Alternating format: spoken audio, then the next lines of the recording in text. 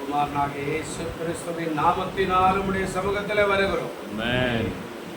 இந்த நாளிலே 7 மாதத்தை நாங்கள் முடித்து 8வது மாதத்தில் கால் வைக்க ஆண்டவரே நீர் எங்களுடைய ஆண்டவரே ஜீவனை தந்தீரருக்காய் சோத்திரம். 7 மாதத்தில் எவ்வளவோ நன்மைகள் எல்லாம் நீங்க செய்தீங்களா, நன்றி ஆண்டவரே. 7 மாதத்தில் எங்களுடைய பிரயாணங்கள், எங்களுடைய போக்கில் வரத்தில் உதவிகள் ஆண்டவரை செய்திங்க. வேலையில், வியாபாரத்தில், குடும்பத்தில் ஆண்டவரே உண்ணும் போது, உறங்கும் போது, எழுந்திருக்கும் போது ஆண்டவரை நடக்கும்போது எல்லா காரியத்திலும் இந்த 7 மாதம் இது எங்களை காத்து பலப்படுத்தி ஆசீர்வதித்தபடினால் உமக்கு நன்றி ஆண்டவரே. தொடர்ந்து 8வது மாதத்தில் முதல் தேதியில நாங்கள் வந்திருக்கிறோம். ஆராதனை நீங்க பொறுப்படுத்திக் கொள்ளுங்க. முதல் முடிவரில் பிரசன்ன ஆராதனை தாங்கட்ட ஆண்டவரே தாவியான பொறுப்படுத்திக் கொள்ளுங்க. கிருபை செய்யுங்க. சமாதான கரத்தில் ஒப்பு கொடுக்கிறோம். நாம மைப்படட்டும். தொடர்ந்து இன்னைக்கு ஆராதனையை எல்லாமே கிருபையாய் நடத்தும். இயேசு கிறிஸ்துவின் நாமத்தில் வேண்டிக் கொள்கிறோம் எங்கள் ஜீவனுள்ள நல்ல பரலோக பிதாவே. ஆமென். நேராய் கடந்து போகலாம். இந்த மாதம் வாக்குத்தத்தத்தை நாம் வாசிக்கலாம். எபேசியர் நிருபம்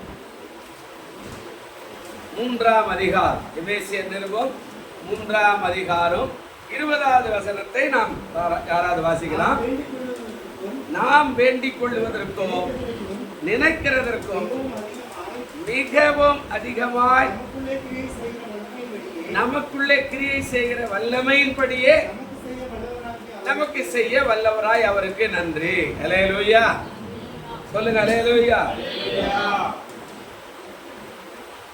அதாவது ஆண்டவர் சொல்றார் 8வது மாதம் எபேசியர் 3:20 அருமையான வார்த்தை சொல்றாரு. நாம் வேண்டிக் கொள்வதற்கும் நினைக்கிறதற்கும் மிகவும், அதாவது அதிகம் கூட சொல்ல, எப்படி சொல்றாருங்க, மிகவும். அதாவது எப்படி சொல்றாரு அப்படின்னா, அதாவது கற்பனைக்கு அல்லது யோசிப்பதற்கு கூட எட்டாத அளவுக்கு மிகவும் அப்படின்னு ஒரு வேதத்தில் சொல்றாரு. அதாவது ஒரு வேதத்தில் சொல்றாரு கற்பனைக்கு எட்டாத அளவு. இன்னொரு வேத பகுதியில் எப்படி சொல்றாரு, நாம் யோசிப்பதற்கே அதிகமாய் நன்மையை கேட்டு பெற்றுக்கொள்ளுங்க. நீங்க கேட்டீங்கன்னா அவ்வளவு கொடுக்க ஆண்டவர் வல்லவராய் இருக்கிறார் அப்படின்னு ஆண்டவர் சொல்றார். நாம் யோசிக்கிறத காட்டிலும், நாம் அதாவது கற்பனை பண்றதை காட்டிலும் அதிகமான காரியத்தை ஆண்டவர் செய்வார் என்று வேதத்தில் சொல்றார். அந்த பக்கம் கர்த்தருடைய நாமத்துக்கு ஸ்தோத்திரம். இப்போ ஆண்டவர் சொல்றார் அதிகமாய் கற்பனைக்கு மீறின காரியத்தை கூட அவர் செய்ய வல்லவராய் இருக்கிறார் என்று வேதம் சொல்லுகிறார். வேதத்தில் அதெல்லாம் பார்த்தீங்கன்னா இயற்கைக்கு அப்பாற்பட்ட காரியங்கள் எல்லாம் அது நடந்திருக்கிறத நம்ம பார்க்கலாம். இயற்கைக்கு அப்பாற்பட்ட காரியம் அதை நீங்கள் சும்மா அப்படியே நம்ம மனப்பாடமாக கூட சொல்லிடணும். இந்த ஒரு கல்யாணன்றது இயற்கைக்கு அப்பாற்பட்ட காரியம். ஆமாம் பாருங்க, தானியே தீர்க்க தரிசன புத்தகத்தில் வந்தீங்கன்னா அக்னி நடக்கிறது இயற்கைக்கு அப்பாற்பட்ட காரியம், அதாவது இயற்கைக்கு மீறி. பேதுரு கடல் மேல் நடக்கிறது இயற்கைக்கு அப்பாற்பட்ட காரியம். இப்படி நிறைய காரியங்கள் இருக்கு. நம்ம நினைக்கிறோம் அப்படின்னா அது என்ன அப்படின்னு. இயற்கைக்கு மீறிய சில காரியங்கள். செங்கடல் பிளக்கிறது இயற்கைக்கு அப்பாற்பட்ட ஒரு காரியம், சரித்திரமே இல்லை. இது வரைக்கும் யாருமே அதை சொன்னதே இல்லை. செங்கல் ரெண்டா பிளக்குது, ஜனங்க நடக்கிறாங்க, நம்ம இவர் தான் போது, சூரியன் நடு வானிலை நிற்குது, இப்படியெல்லாம் நம்ம சொல்லிக்கிட்டே போகலாம். இயற்கைக்கு அப்பாற்பட்ட ஒரு காரியம். ஆனால் இப்போ நமக்கு இங்கே சொல்றார் இந்த வார்த்தை, அதாவது நாம் வேண்டிக் கொள்ளுகிறது கொஞ்சம், நினைக்கிறது அதிகம். அதனால தான் ஆண்டவர் சொல்றாரு, நீங்க நன்மையை கேட்டு பெற்றுக்கொள்ளுங்க. நன்மையை நாம் என்ன நன்மை வேணும் அப்படின்றத கேட்டு பெற்றுக்கொள்ள வேண்டும் என்று ஆண்டவர் சொல்றார். இந்த நன்மை நம்ம கையில தான் இருக்குது, நம்ம நாக்கில் தான் இருக்குது, நம்ம வாயில தான் இருக்கிற நீதியான காரியமாய், நியாயமான காரியமாய், உண்மையான காரியமாய், கர்த்தருக்கு சித்தமான காரியமாய், அவருக்கு உள்ளே, அவருக்கு ஆண்டவருடைய பரிசுத்த ஆவியானவருக்கு உள்ளே இருந்து நாம் கேட்டால் எல்லாமே கிடைக்கும் ஆண்டவர் சொல்றார். சில நேரத்தில் நம்ம அவரை விட்டுட்டு வெளியில போய் நின்று கேட்கறதுனால தான் நிறைய காரியங்கள் கிடைக்காம வழக்கமான காரியம் கிடைக்கிறது. இயற்கைக்கு அப்பாற்பட்ட காரியங்கள் எல்லாம் கூட அவருக்கு உள்ளே அண்ணால் கேட்டாங்க. யோசிச்சு பாருங்க, ரொம்ப ஆச்சரியமான காரியம், ஒன்றுமே இல்லை. ஆனால் அந்த அம்மா சொல்ற, இருதயத்தை நான் அப்படியே ஊற்றிட்டேன். அதான் அவருக்கு உள்ள தன்னை ஆட்கொண்டு, தன்னை அர்ப்பணித்து, தன்னை ஐக்கியப்படுத்தி, ஆண்டவரோடு கூட தன்னுடைய ஆவி ஆத்மா சரீரத்தை ஒன்றிணைத்து அதை செய்தார். அந்த எண்ணம் நம்ம அந்த வாஞ்ச வரும்போது கண்டிப்பாக ஆண்டவர் நமக்கு எல்லா நன்மையும் செய்ய அவர் வல்லவராக இருக்கு. இயற்கையை நமக்காக மாற்றக்கூடிய ஒரு ஆண்டவர், நமக்காக அதை செய்வார். நீங்க நினைக்கலாம் அதெல்லாம் எப்படிங்க நடக்கும், அப்படியெல்லாம் ஆகுமா, இதெல்லாம் ஆகுமா? ஆகும், அவரால் முடியும்னு தான் சொல்றார். அவரோடு கூட அந்த ஊன்றப்பட்ட ஒரு வாழ்க்கை அவசியம், சும்மா ஏனாதாரமா இல்லை. அப்போ ஆண்டவர் சொல்றாரு, நீ என்ன வேண்டிக் கொள்ற அதை விட அதிகமா நான் கொடுக்குறேன் அப்படின்னு ஆண்டவர் சொல்றார். அந்த அந்த வார்த்தை நம்ம நினைக்கிறது கொஞ்சம்.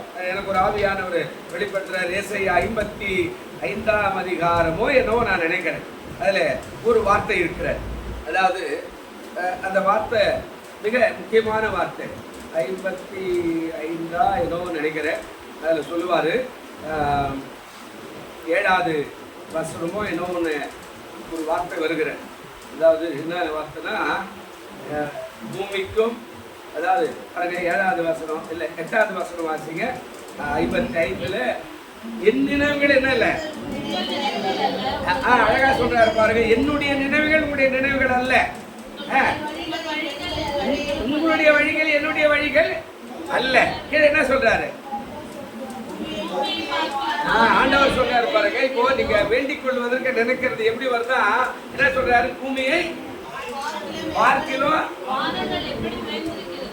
அழகா பேசுறாரு பாருங்க. அந்த வார்த்தை என்ன சொல்றாருங்க, பூமியை பார்க்கல வானங்கள் எப்படி உயர்ந்து இருக்கிறதோ அப்படியே உங்கள் வழிகளை பார்க்கலோ என் வழிகளோ, உங்கள் நினைவுகளை பார்க்கலோ என் நினைவுகள் எப்படி ஆகுதா, உயர்ந்த ஸ்தானமா. அதாவது அவர் நினைக்கிறார், நீ கொஞ்சமா கேட்கிற, ஆனா உன்ன மாதிரி நான் கேட்கல, உன்ன மாதிரி நான் கொடுக்கல, உனக்கு அதிகமாவே தருவேன். என் நினைவு எப்படி இருக்கு தெரியுமா, உன்னை உயர்ந்த ஸ்தானத்தில் வச்சு பார்க்கிறார். நம்ம நினைக்கிறோம் அதெல்லாம் ஒண்ணுமே இல்லைங்க. பெரிய பெரிய படிப்பாளி எல்லாம் உட்காந்துக்கிறான், ஒண்ணுமே கிடையாது. நம்ம எல்லாம் கத்த நம்மள அவ்வளவு மேன்மையா, ஆனா நம்ம நிறைய பேர் அதை உணர்றதே இல்லை.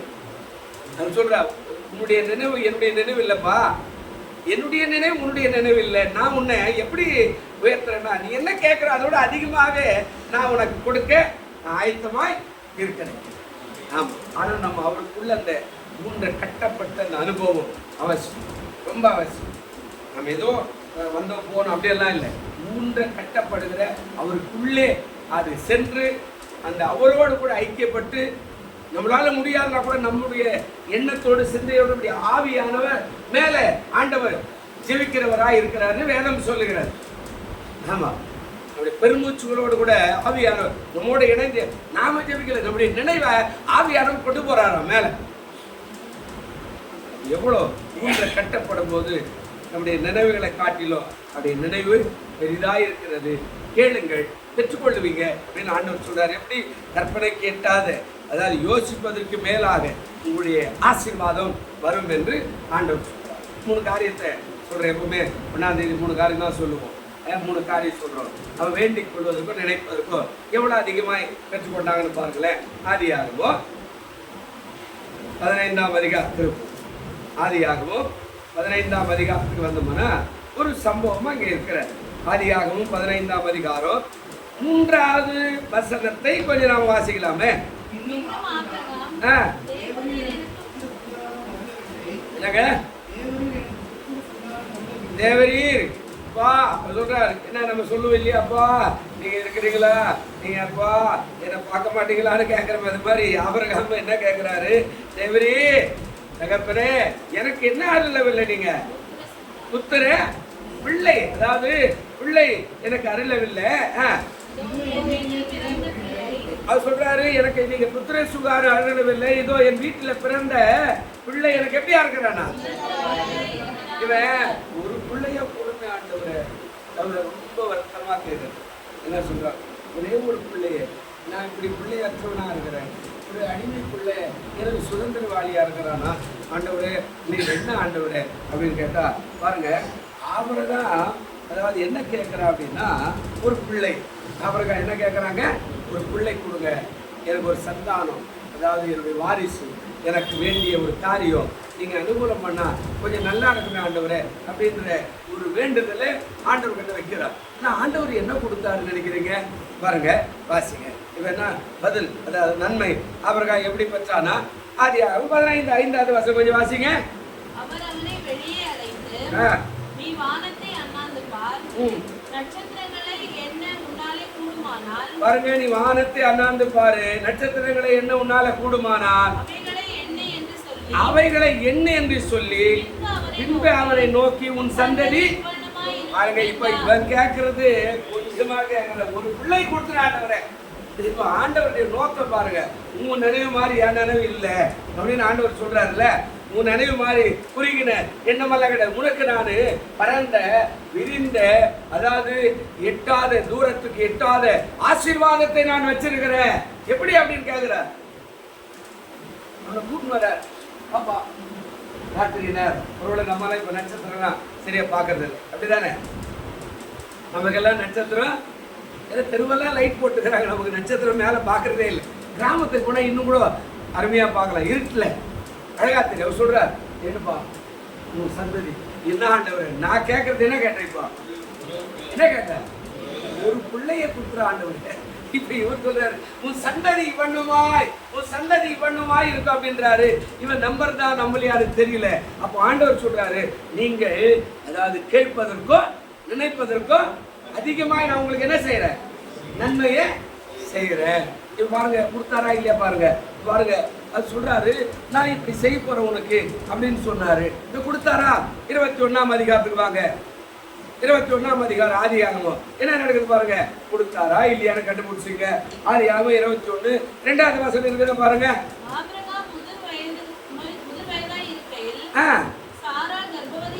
சாராள் கர்ப்பவதியாகி தேவன் குறித்திருந்த காலத்தில் அவனுக்கு ஒரு குமாரனை என்ன செய்தாருங்க பெற்றார். நல்லா கவனிக்கணும். இப்போ அவன் கேட்ட காரியம் வந்துச்சு. இவ கேட்ட ஒரு பிள்ளை, அவனுக்கு ஒரே சந்தோஷம். இப்ப இதை வந்துட்டுப்பா நினைக்கிறேன், நட்சத்திரம் ஆனா கொடுப்பா, நமக்கு ஒரு பிள்ளை பிறந்துச்சு, நட்சத்திரமா நடக்குமா எனக்காதா, அதெல்லாம் அப்புறம் கேட்டுப்பா நான் ஒன்றும் சொல்லிட்டு போறாரு. மகனே இந்த மாதிரி எல்லாம் நான் குறுகின கண்ணோட்டம் கிடையாது, எனக்கு நான் விரிவான இடம், நான் இந்த இடத்துக்கு வரேன். இது 10 அடி பள்ளம், ஒரு 10 அடி பள்ளம். நான் இடம் தேடிட்டே வரேன், இப்படியோ 2 வருஷம் தேடுறேன். யாரும் ஆளெல்லாம் வச்சு சபைக்கு வேணும் அப்படின்னு ஒட்டவாளி ரொம்ப நெருக்கத்தில் இருக்கிறோமே அப்படின்னு தேடி தேடி அலைஞ்சி ஒரு புரோக்கர் வந்து இந்த இடம், இந்த பில்டிங் சும்மா இருக்குது, இந்த பில்டிங் சும்மா இருக்குது கேட்டுக்குவாங்க. இந்த பில்டிங் இருக்குது, ஓனர் கூட்டு வந்து இந்த பில்டிங் காட்ட வாங்க, அதை காட்டினேன்.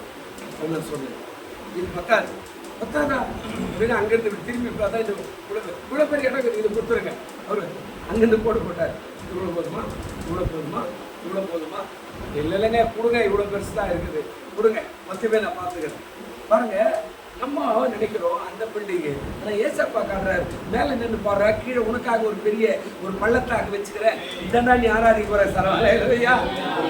எனக்கு ஞாபகமே இல்லை இது உள்ள இவ்வளோ பெரிய இடம் இருக்குன்னு தெரியுது. ஏன்னா கேட்டு கூட்டி வச்சிருப்பாங்க, அந்த கடை மட்டும் தான் திறக்கும். அதனால மேலே எது இந்த இடம் போதுமா உங்களுக்கு, எவ்வளோ பேர் இருக்கிறாங்க, ஒரு 20 பேர், அது போதுமே உங்களுக்கு அப்படின்றாரு அந்த ஓனர். அவர் சொல்றார், உனக்கு இவ்வளவு பெரிய இடம் வச்சுக்கிறா, நீ என்ன கவலைப்படுற, இதுதான்டா உன் வாழ்நாள் நடத்த போறேன்னு ஆண்டவர் அங்க இருக்காரு. இந்த புத்திரங்க ஐயா நான் பாத்துக்கிறேன், பள்ளமாக்குறேன், நான் பாத்துக்கிறேன். பள்ளத்துல கூட இயேசுனாரு ஆராதிக்க, நாம ஆராதிக்க அந்த இயேசுனாரு வருவார். அல்லேலூயா. இங்க எவ்வளவு கல்யாணம் நடந்தது, எவ்வளவு கச்சேரி நடந்தது. அதே பள்ளத்துல இருந்து எத்தனை பேருக்கு இது வரைக்கும் கிட்டத்தட்ட 51 பேருக்கு நான் ஓலை போடுகிறேங்க. பள்ளத்துலயும் சரி, மேட்லயும் கூட சரி. கர்த்தருக்கு ஸ்தோத்திரம். ஒருவேளை ஓலை கூறாத திருமணம் மாதிரி, இப்போ நம்ம நர்மதா அவங்க திருமணம் மாதிரி ஓலை கூறாத அவங்க வீட்டில் போய் ஓலை கூறி கல்யாணம் பண்ணிக்கணும். அது இல்லாம உங்களுக்கு நான் சொல்றேன், நான் எங்கே ஆராதித்தாலும் உண்மையாருக்கு ஒரு இயேசு வருவார். அல்லேலூயா. அவர் சொல்றார், நீ குறுகின மனப்பான்படா, ஆனா நான் உங்களுக்கு பெருசா கொடுக்க போறேன். ஆனா அவருடைய நினைவு நம்முடைய நினைவு.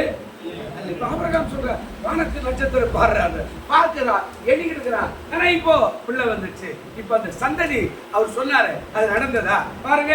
இப்ப உபாகமத்தின் புஸ்தகம் 1ஆம் அதிகாரம். இப்போ உபாகமம் 1ஆம் அதிகாரங்கிறதா பாருங்க. பைபிள் வச்சுக்கிறவங்க நீ வாசிங்க. உபாகமம் 1ஆம் அதிகாரம் 10வது வசனம் வாசிங்க. உபாகமம் 1:10 என்ன சொல்றாரு பாருங்களேன். உம்முடைய தேவனாகிய கர்த்தர் உங்களை பெருக பண்ணினார். இதோ இந்த நாளில் நீங்கள் வானத்து நட்சத்திரங்களைப் போல திரளாய் இருக்கிறீர்கள். கரங்களை தட்டுவோம். அல்லேலூயா. பெருகிட்டார். கேட்டது கொஞ்சம் என்ன கேட்டாங்க, நீங்க கேட்பதற்கும் நினைப்பதற்கும் அதிகமாய் ஒரு பிள்ளை கொடுத்துற ஆண்டவரை நம்ம கேட்கிறோம் இல்ல, ஆண்டவர் ஒரு வேலையை கொடுத்துற ஆண்டவரை, ஐயா ஒரு ஏதாவது கொடுத்துற ஆண்டவர், ஏதாவது பண்ணிட ஆண்டவரை, இது ரொம்ப கஷ்டமா இருக்குது ஆண்டவரை. ஆனா அவரு சொல்றாரு, இல்ல மகனே, இல்ல மகளே, நான் உன்னை எப்படி வச்சிருக்கிறது தெரியுமா, என் பார்வையில நீ விலையேற பற்றுவேன், உனக்கு நல்லதே தருவேன். அல்லேலூயா. உனக்கு சிறந்ததே தருவேன். அல்லேலூயா. உனக்கு பெரிதான விலை தருவேன். அல்லேலூயா. சொல்றாரு, இதை பாடுறாரு, இதை பார்த்துருக்கிறான்.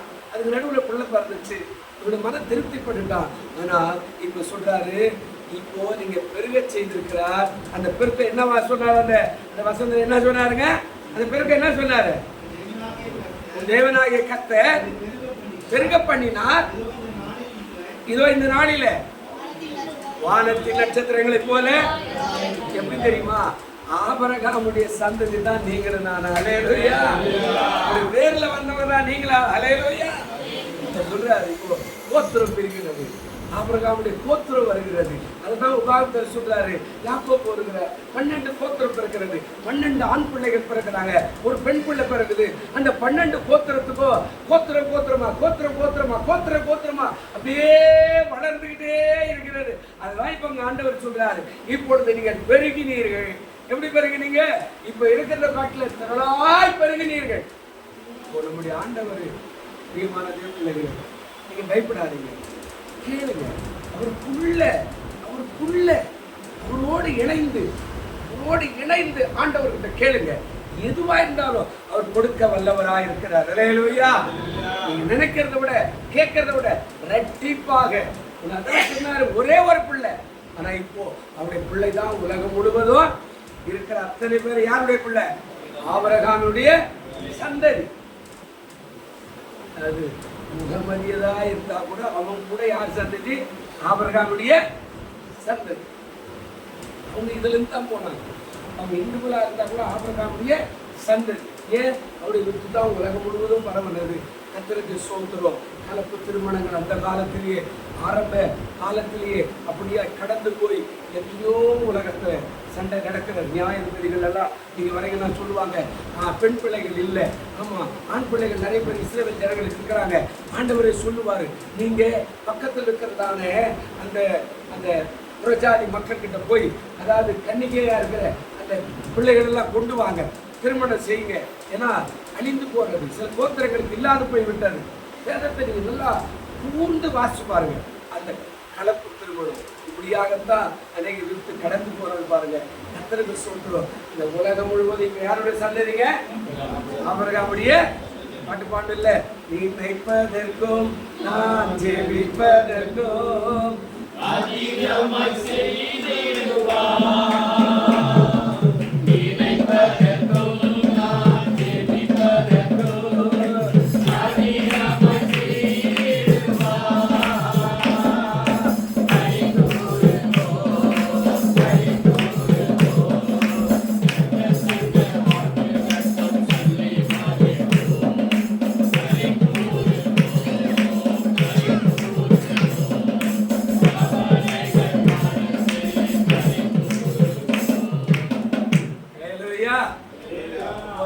நினைக்கிறது கொஞ்சம், ஏசப்பா நம்மால நினைக்கிறது அதிகம்.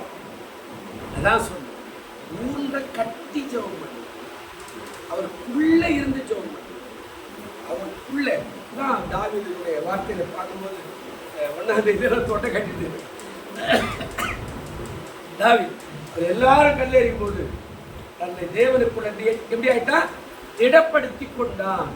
அப்படின்னா நம்ம அவருக்குள்ள திடமாய் மாறிட்டோம்னா நாம ஜெபித்தா கேட்க ஆண்டவர் வல்லவராய் நல்லவராய் இருக்கிறார். அல்லேலூயா. ரெண்டாவது காரியம் பாருங்க, ரெண்டாவது என்ன சொல்றாரு பாருங்க.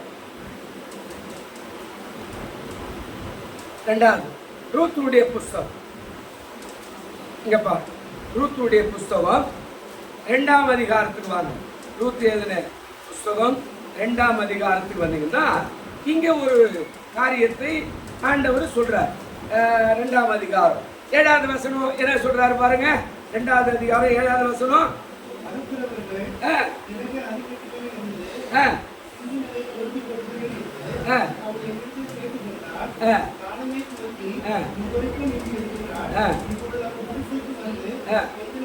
இப்போ இங்க ஒரு சம்பவம் நடக்குது. என்ன சம்பவம் அப்படின்னா அது சொல்றாரு, அதாவது ரூத்துடைய காரியத்துல நடக்கிற சம்பவத்தை பார்க்கலாம். அதாவது மோவாபு தேச பெண்ணு, அவங்க கல்யாணம் பண்ணி வந்தாங்க, புருஷன் இறந்துட்டாரு, மறுபடியும் எருசலேமுக்கு வராங்க. எருசலேமுக்கு வந்தவொடனே வேலை செய்யணும் இல்லையா, வேலை செய்யலாம், வீட்டில் இருந்தால் சோறு வராது இல்லை. மாமியார்கிட்ட சொல்றாங்க, நான் போய் அந்த காலத்துல அந்த அரிக்கட்டுகளில் கோதுமை அறுவடை செய்யும் போது அரிக்கட்டுகளில் சிந்துகிற அதை காரியங்களை பரதேசிகள் அதாவது என்ன செய்யணுமா பொறுக்கிட்டு வரணும் அப்படின்னு நான் சொல்லுகிறேன். மற்றவருடைய நாமத்துக்கு சோதரம் அதை பொறுக்கி அடிச்சு தட்டி, இது எங்க காலத்துல கூட இருக்கு நெல். ஆமா, யாரும் அதை எடுக்க மாட்டாங்க. அதாவது வாரி வைப்பாங்க, 4 கதை சிந்தோம், அதெல்லாம் தேடி தேடி மொத்தத்தும் அப்படி எடுத்துக்க மாட்டாங்க. விட்டு போயிட்டு இருப்பான். அடுத்து வருவான் இருளர் வருவான், அடுத்தது வருவான் பரதேசி வருவான், அடுத்தது வீடு இல்லாத வருவான், அடுத்தது வழிபோக்கன் வருவான். அதில் எல்லாம் தேடி எடுத்து உட்காந்து தட்டி அடிச்சு ஒரு அரைப்படி ஒரு படி கிடைச்சா அதான் வீட்டுக்கு எடுத்துன்னு போவேன். அந்த காலத்துல இருந்து வந்தா தான் அது சொல்ற. இப்போ வந்தா என்கிட்ட வேண்டுதல் செய்தா, என்ன செய்தா, நான் உன்னுடைய வயல்ல கொஞ்சம் அரிகளை பொறுக்கிக் கொள்ளுகிறேன் கேட்டா, அதனால நான் அவளை அனுமதித்திருக்கிறேன். என்ன கேட்டா இவா, என்ன கேட்டா சொல்லுங்க, என்ன கேட்டா அரிகள். அரிகள்னா தெரியுதா உங்களுக்கு? சிந்துகிற நெல்மணிகள், சிந்துகிற கோதுமை, அந்த கதிர்களை நான் கொஞ்சம் பொறுக்கிக்கிறேன் அப்படின்னு அவன் வேண்டுதல் பண்ணினான். இப்போ அவன் வேண்டுதல் நிறைவேற்றா பாருங்க, என்ன நடக்குது பாருங்க. நாம் நினைக்கிறதுக்கு வேண்டிக் கொள்வதற்கும் ரூத் என்ன செய்தா, இப்ப நன்மை எப்படி வருதா, பதில் எப்படி வருதா, ரூத்து வேண்டினது நடந்ததா பாருங்க. இப்போ அதே ரூத்து 2ஆம் அதிகாரம் 8வது வசனம் கொஞ்சம் வாசிங்க. 8வது வசனம் வாசிங்க. பார்த்து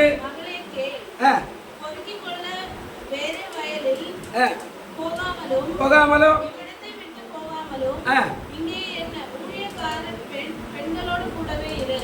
போதும் இருக்கு, நான் சொல்லிடுறேன். சில காரியங்களை சொல்றாரு.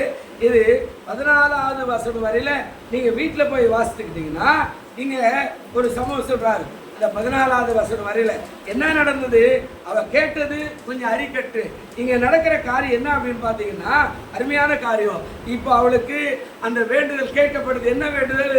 சாப்பாடு கிடைக்கிறது, 2வது தண்ணீர் கிடைக்கிறது, 3வது வேலை கிடைக்கிறது, 4வது அவள் வாழக்கூடிய வாழ்க்கையே கிடைக்கிறது. அல்லேலூயா.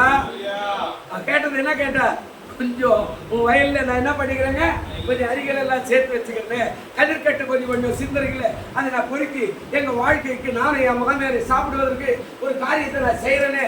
சின்ன காரியம். இப்போ ஆண்டவர் பார்த்தா, மகளே நீ அந்த தேசத்தை விட்டு என் ஜனத்தை ஏற்றுக்கொண்டு என்னை ஏற்றுக்கொண்டு என் கோத்திரத்தை ஏற்றுக்கொண்டு என் எருசலேமுக்கு வந்து இவர் தான் உண்மையான தெய்வம் பணிஞ்சுக்கிட்டு உன்னை நான் அரிக்கட்டு பொறுக்கும்படியா செய்ய போறதில்லை.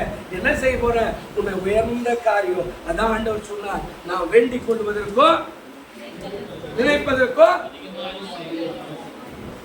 பெரிய காரியம். இப்போ இது சுருக்கமா போயிரு, ஏன்னா நேரம் முடிய போகுது இல்லை. பாருங்க, ஒரே ஒரு வசனம் மட்டும் வாசிங்க. நீதிமொழிகள் 15:33 மட்டும் வாசிங்க. நீதிமொழிகள் 15:33 வசனம் மட்டும் கொஞ்சம் வாசிங்க.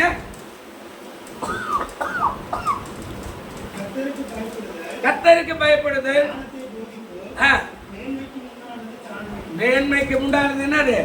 தாழ்மையா கேட்கிற தகப்பனே, மோவாபிய ஸ்திரீ ரூத்துனுடைய மகள் நகோமியுடைய மருமகளா வந்துக்கிறேன், நீங்க எதனா செய்யுங்கள் அப்படின்னு கேட்டா வேண்டிக் கொள்வதா. ஒன்று, அவளுக்கு அந்த இக்கட்ல கொடுக்க முடியாத காரியம் கொடுத்தாரு. ரெண்டாவது, இங்கேயே உட்காரு, நீ பொறுக்கிட்டு மத்தியானம் வா, வேலைக்காரோட வந்து உட்கார்ந்து சாப்பாடு உனக்கு தருகிறேன், சாப்பாடு உனக்கு தாக எடுத்துச்சுன்னா நீ அங்கங்க போவாத, உனக்கு தண்ணீர் வச்சுக்கிறேன், வேலைக்காரோட வந்து தண்ணீரை குடி. மூணாவது காரியம், நீ எங்கே போற, டெய்லி வந்து உனக்கு வேலை கொடுக்குறேன், நீ சிந்து கூட நிறைய சிந்த சொல்றேன், எல்லாத்தையும் நீ பொறுக்கிறதுக்கான வேலை கொடுக்குறேன். கடைசி அதே போவாஸ் மூலியமாய் அவளுக்கு வாழ்க்கையை கூட ஆண்டவர் கொடுத்தார். அல்லேலூயா. நாம் நினைப்பதற்கோ வேண்டிக் கொள்வதற்கோ யாருக்கும் தெரியாது, மேல இருக்கிறவருக்கு தான் தெரியும் நம்ம எப்படி நடத்தணும். அல்லேலூயா. நீ நான் நினைக்கிறோம் என்ன ஆண்டவர் ஒரு கண்ணுக்குதா இருக்குதுயா, அவருக்கு மூக்கு இருக்குதா இருக்குதுயா, ஆனா நாம எப்படி இருக்கிறோம் பாக்குறாங்க. பிரயாசத்தை இவா தேசத்தையே வானான்ட்டா, சிற்றின்பமா இன்னொரு புருஷனை போய் தேடிக்கலாம் வான்னு கூப்பிட்டா கூட அவன் வானான்னு சொல்லிட்டா.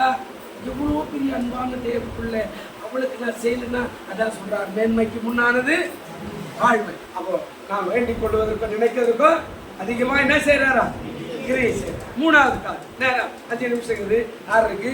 மூணாவது காரியம் என்ன சொல்றாரு பாருங்க. மூணாவது நெகேமியாவின் புஸ்தகம். இதெல்லாம் கொஞ்சம் நேரம் எடுத்து பேசணும். 4 மணி நேரத்துல உங்களுக்கு நான் அப்படியே சொல்றேன். நெகேமியா 2ஆம் அதிகாரம் 4வது வசனம் கொஞ்சம் வாசிங்க. அப்பொழுது ராஜா என்னை பார்த்து நீ கேட்கிற காரியம் என்ன என்றார். அப்பொழுது நான் பரலோகத்தின் தேவனை நோக்கி ஜெபம் பண்ணி, போதும் இப்போ அங்க நடக்கிற ஒரு காரியம், அவன் ஒரு துக்க முகமாய் இருக்கிறான், இவன் அடிமையா இருக்கிறான். அந்த ராஜாவுடைய அரண்மனையில் இவனுக்கு ஒரு வேலை கொடுக்கப்பட்டிருக்கிறார். என்ன அப்படின்னா, பானை பாத்திரம் போய் ராஜாவுக்கு அந்த திராட்சை ரசம் கொடுக்கறது, தண்ணீர் கொடுக்கறது, ராஜா போகும்போது வரும்போதெல்லாம் செய்யறது. இப்ப அவன் சிறையில் இருக்கும் போது அவனுக்கு ஒரு செய்தி வருது, எருசலேமுடைய அலங்கம் தீக்கிரையாக்கப்பட்டது எதிரிகளால, அது கொளுத்தப்பட்டது எதிரியால, அது இடிக்கப்பட்டது எதிரியால அப்படின்னு ஒண்ணு. அவன் அப்படியே சோர்ந்து உபவாசிக்கிறான், ஜெயிலே அழறான், கண்ணீர் விடுறான். அவன் யோசிக்கலாம், நானே அடிமையா இருக்கிறேன், இன்னொரு தேசத்துல அடிமையா இருக்கிறேன், எருசலேம் அழிஞ்ச என்ன போனா என்ன, நம்ம நிறைய பேர் விசுவாச லைஃப் இல்லை போயிடலாம், அது இருந்தா என்ன, இல்லா கட்டி போனா என்ன, நானே கஷ்டத்தில் இருக்கிறேன் அப்படின்னு இல்லை பாஸ்டர். அவன் சாப்பிட்டா என்ன, சாப்பிட்டா கட்டி போனா என்ன, நானே கஷ்டத்தில் இருக்கிறேன் அப்படின்னு சொல்றேன். அந்த மாதிரி வாழ்க்கைக்கு போல அவன் அழறான். அதுல நேரம் எடுக்கணும், நான் சுருக்கமா சொல்லிடுறேன். அதாவது என்ன சொல்றான், அதாவது 1:4 சொல்றேன். இந்த வார்த்தை கேட்ட போது நான் உட்கார்ந்து அழுது சில நாளாய் துக்கித்து உபவாசித்து மன்றாடி பரலோகத்தின் தேவனை நோக்கி விண்ணப்பம் பண்ணுகிறேன். அல்லேலூயா. கேட்கிறான், இப்போ நான் போய் அலங்கத்தை கட்டணும் ராஜாவே, நீர் எனக்கு உதவி செய்யும் என்று கேட்டான். அங்கே கேட்பதற்கோ ஊழியம் கேட்பதற்கோ வேண்டிக் கொள்வதற்கோ என்ன நடக்கிறது? பதில் இப்ப என்ன சொல்றாரு பாருங்க, நன்மை. அதை சுருக்கமா சொல்லிடுறேன். பதில் எப்படி வந்து பாருங்க. நெகேமியா 2:6-10 வரைக்கும் நீங்க வீட்டுல போய் வாசித்து கொள்ளுங்க. அவர் சொல்றாரு, நெகேமியா 2:6-10 வரைக்கும் பாத்தீங்கன்னா அங்க அவனுக்கு என்ன நடக்குது தெரியுமா? ராஜா கடிதம் கொடுத்து அனுப்புகிறான். அல்லேலூயா. ராஜா என்ன கொடுக்குறாருங்க? ரொம்ப போக முடியாது, எல்லை விட்டு எல்லாம் போக முடியாது. ஆமா, இருந்து இப்போ நம்ம ஆந்திராவுக்கு போனால் பர்மிட் இல்லாத எந்த லாரியும் ஓடாது இல்லை. ஆந்திராவுக்கு போனால் பர்மிட் ஓட்டு தான் உள்ளே போகலாம், பிடிச்சிக்கிட்டா பயன் போட்டுருவா. இல்லை இங்கிருந்து நீ அந்தமான் போனால் ஆதார் கார்டு பண்ணி இந்தியன் தானா அப்படின்னா கப்பலில் ஃப்ளைட்டில் போனால் ஆதார் கார்டு காட்டினா தான் அந்தமான் கொடுவா. இல்லை இங்கிருந்து இலங்கைக்கு போகணுன்னா பாஸ்போர்ட்டு காட்டணும், உனக்கு பாஸ்போர்ட் இல்லை நீ எப்படி வந்தேன்னு கேட்பான். இல்லை இப்போ கேட்குறாரு, இப்போ நடக்கிறது. இப்போ ஆண்டவர் ஏதாவது பண்ணுங்க போனேன், ராஜாவே ஒரு லெட்டர் எழுதி அவங்ககிட்ட கொடுக்குறான், ஓ யாரும் உன்னை தடை செய்ய மாட்டார்கள். அல்லேலூயா. 2வது காரியம், இப்போ அந்த அலங்கத்தலை எப்படி காட்டணும்னு கேட்குறான். நீங்கள் தான் ஏதாவது உதவி செய்யணும்னா அவங்க சொல்கிறா பணத்தை பார்க்குற அந்த ஆளை கூப்பிட்டு நெகேமை என்னெல்லாம் கேட்குறான், எவ்வளோ மரம் கேட்குறோம் அவ்வளோ மரத்தை எல்லாம் நீ கொடுத்தாருப்பு. 3வது என்ன நடக்கிறது? 3வது காரியம் என்ன சொல்கிறான், இப்போ நெகேமை எப்படா போய் திரும்பி வருவேன் தெரியல, எதிராளி எல்லாம் இருக்கிறான் அப்படின்னு. இப்போ ராஜா சொல்கிறான், ராணுவ தலைவாரில கூப்பிடுறான், ராணுவ தளபதி இவன் போய் திரும்பி வர வரைக்கும் இவனுக்கு பின்னாடி சோல்ஜர் போட்டோம். அல்லேலூயா. நாம் நினைக்கிறதுக்கும் வேண்டுவதற்கும் அதிகமாய் எல்லாம் கிடைக்குது பாருங்க. இப்ப கடிதம் கிடைக்கிறது, தைரியமா போறான். 2வது மரங்கள் வெட்டி எடுத்துட்டு போறான் அங்க அலங்கத்தை கடந்துட்டு. 3வது ராணுவ இவனுக்கு பின்னாடியே பாதுகாப்பா இருக்கு. யார் இவன்? சிறைச்சாலையில இருக்கிற ஒரு அடிமை சிறைச்சாலையில் இருக்கிறான், ஜெயிலில் இருக்கிறான். இவன் எருசலேமை நோக்கி பார்த்த உடனே கர்த்தர் அந்த காரியம் சொன்னா, நான் வேண்டிக் கொள்வதற்கும் நாம் என்னைக்காவது சபை குறித்து சொல்லிக்கிறோம். என் சபை இருக்குது ஐயா, வேலை இல்லையா, இந்த ஆள் உட்கார்ந்து நல்ல சேரல் இல்லையா, நினைச்சு பாருங்க. நீ நினைக்கிறத விட ஆண்டவர் மேலாய் மாற்றுவார். இல்லையா? நான் என் சுயநத்துக்கு சொல்லலை. அவன் சிறையில் இருக்கிறான். அதான் எருசலேம் அடித்து போட்டுதாமே, அலங்கத்தை இடிச்சுட்டானாமே, ஐயோ பார்வோன் ராஜா போய் இடிச்சுட்டானாமே, எங்களுடைய எருசலேமே போயிட்டு பிறகு எங்களுக்கு யார் ஆதாரம்னு அவன் நெகேமியா உட்கார்ந்து அழுறான், உபவாசிக்கிறான், துக்கிக்கிறான், சாப்பிடல, கண்ணீர் விட்டு கதறான். ராஜா கேட்கிறான், ஏன்னா அவன் முகம் இப்படி இருக்குது? அவன் சொல்றான், இவ்வளோ காரியம் அப்படியா? உனக்கு ஒரு கடிதம் கொடுக்குறப்போ எருசலேமில் அலங்கத்தை கட்டு, உனக்கு எந்த தேசத்துக்கு அந்த மனம், அதாவது அந்த வனத்தில் இருக்கிற மரங்கள் எல்லாம் வெட்டி எடுத்துன்னு போகிறதுக்கு உனக்கு பர்மிஷன் கூட வெட்டி எடுத்துக்கோ. 3வது நீ போய் வருவாங்க, உனக்கு நாணவத்தை அனுப்புகிறேன். எருசலேமை போய் கட்டினான். அல்லேலூயா. வேதம் சொல்லப்பட்டதை நாம் வேண்டிக் கொள்வதற்கும், இது நிறைய வசனம்லாம் இருக்குது, நேரம் இல்லை, முடிஞ்சு போச்சு 6:30 மணி. நாம் வேண்டிக் கொள்வதற்கும் நினைக்கிறதுக்கும் அதிகமாய் செய்கிறார். பெண்களை கூடுவோம். நல்ல பிதாவே, இந்த 8வது மாத்திரம் கொடுத்து இந்த வாக்குத்தத்துக்காய் சோற்று. ஒருவேளை நீண்ட பிரசங்கம் ஆண்டவர் இருந்தாலும் குறுகின காரியத்தை சீக்கிரமாய் முடிக்க கர்த்தர் கொடுத்த கிருபைக்காய் சோற்று. பார்த்து கொண்டிருக்கிற கேட்டுக்கொண்டிருக்கிற எல்லாருக்கும் ஆசீர்வாதம் இயேசுவின் நாமத்தில். ஆமென். எழுந்திருக்கும்.